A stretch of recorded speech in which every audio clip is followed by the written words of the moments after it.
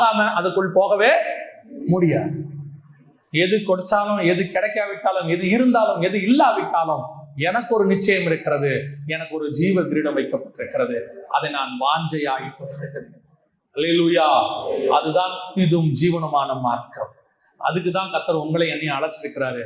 அதுக்குதான் நீங்க சர்ச்சுக்குள்ள வந்தீங்க. வேற எதுக்காகவும் சர்ச்சுக்குள்ள வரல.